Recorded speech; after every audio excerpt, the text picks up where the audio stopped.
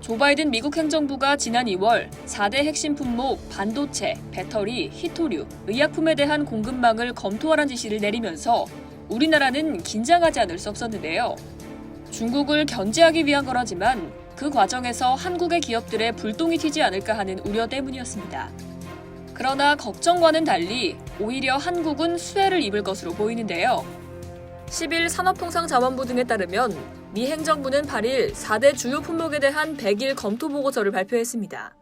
바이든 대통령의 행정명령에 따라 미국의 경제와 안보에 기반이 되는 주요 산업들의 공급망을 분석한 건데요.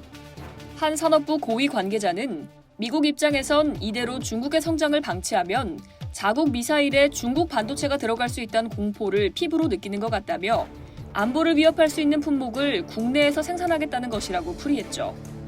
검토 보고서에 따르면 자국 내 반도체 공급망 강화를 위해 500억 달러를 투입하고 한국 등 동맹과 협력을 강화하기로 했습니다. 또 미국 내 배터리 공급망 개발 10개년 계획을 세우고 관련 업계가 참여하는 배터리 라운드 테이블을 열 예정인데요.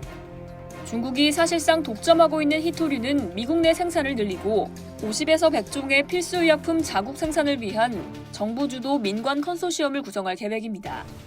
아울러 미국 정부는 해외 불공정 무역 관행에 대응하기 위해 무역 대표부 주도로 공급망 무역 기동 타격대를 만들기로 했다고 합니다. 실질적으로 중국을 옥죄기 위한 조치들이죠. 산업부 관계자는 대체적으로 배터리, 희귀 광물, 제약은 자국 내에서 생산하고 반도체는 자국 내 생산 역량을 강화하는 동시에 동맹국과 협력을 강화하겠다는 방향으로 분석된다고 전했습니다. 미 행정부는 보고서에서 미국 혼자 공급망 문제를 해결할 수 없다. 자국 생산을 늘리는 것만으로 대응할 수 없는 건 동맹과 협력하는 게 필요하다며 한국을 포함한 동맹국의 역할을 강조했습니다. 특히 반도체 분야가 가장 큰 수혜를 입을 걸로 보이는데요. 반도체 업계 관계자는 시장이 커지고 기업 친화적인 정책이 시행될 것이라고 기대감을 드러냈습니다. 배터리 업계 관계자도 전구체 등의 분야에서 중국 대신 우리 기업들이 수주할 기회가 늘어날 것이라고 전했는데요. 미국이 자국 내 생산을 유도함에 따라 일자리를 빼앗길 수 있다는 우려에 대해서도 기업들은 기우라는 반응입니다. 반도체 업계 관계자는 미국에 공장을 세운다고 해서 한국의 공장 문을 닫는 게 아니다라며 한국에서도 오히려 공장을 늘리고 있다고 말했습니다.